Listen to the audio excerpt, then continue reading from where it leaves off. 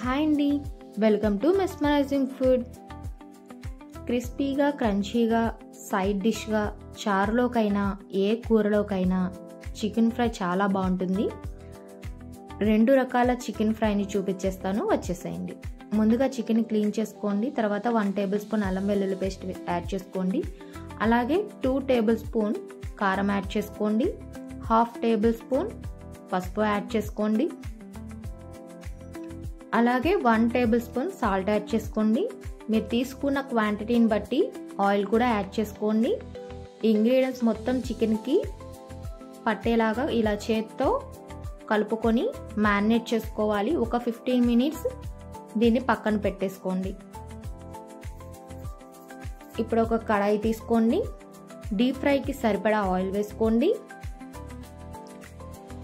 Oil అనేది కొంచెం heat అవ్వాలండి.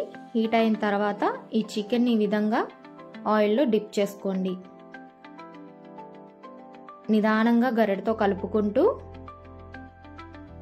ఒకవైపు ఫ్రై అయిన తర్వాత రెండో వైపుకి ఈ విధంగా టర్న్ చేసుకోండి. చక్కగా వేగుతాయండి.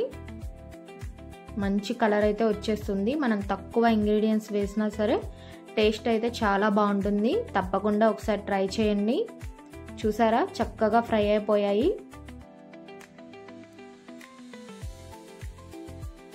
ఇప్పుడు ఈ చికెన్ని మనం టిష్యూ పేపర్ మీద తీసుకుందాం. ఎందుకు అంటే ఏదైనా ఎక్సెస్ ఆయిల్ ఉంటే టిష్యూ పేపర్ అనేది పీల్ చేసుకుంటుంది. ఇలా తీసుకొని పక్కన పెట్టేసుకోండి. అలాగే సెకండ్ టైం కూడా ఇదే చికెన్ని వేసుకోండి. ఈ విధంగా ఆయిల్లో డిప్ చేసుకోండి. ఒకవైపు ఫ్రై అయిన తరువాత రెండవ వైపుకి టర్న్ చేసుకోండి.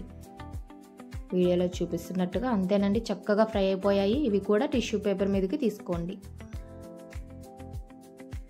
చాలా ఈజీగా చేసుకోవచ్చండి.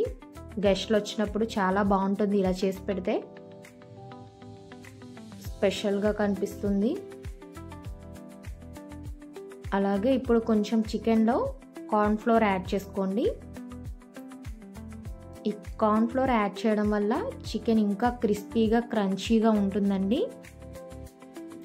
ఇలా మొత్తం చికెన్కి పట్టేలాగా చేతితో కలుపుకొని పెట్టుకోండి. ఆయిల్ అనేది హీట్ అయిన తర్వాత ఇలా చికెన్ పీసెస్ని ఆయిల్లో డిప్ చేసుకోండి. వెంటనే కదపద్దండి, మీడియం ఫ్లేమ్లో పెట్టుకోండి. ఒకవైపు ఫ్రై అయిన తర్వాత రెండవ వైపుకి టర్న్ చేసుకోండి. ఇవి ఇంకొంచెం క్రిస్పీగా క్రంచీగా ఉంటాయి, కాకపోతే కొద్దిగా టైం పడుతుంది. అంతేనండి, చక్కగా వీటిని కూడా టిష్యూ పేపర్ మీదకి తీసుకోండి. చాలా ఈజీగా 2 స్టైల్స్లో చికెన్ ఫ్రైని చేసుకోవచ్చు. ఇప్పుడు గార్నిష్ కోసం 4 పచ్చిమిర్చి అలాగే కరివేపాకును ఆయిల్లో వేసుకోండి.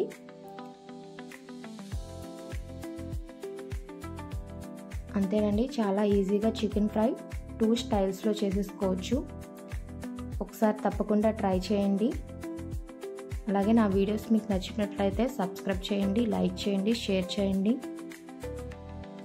Thank you for watching.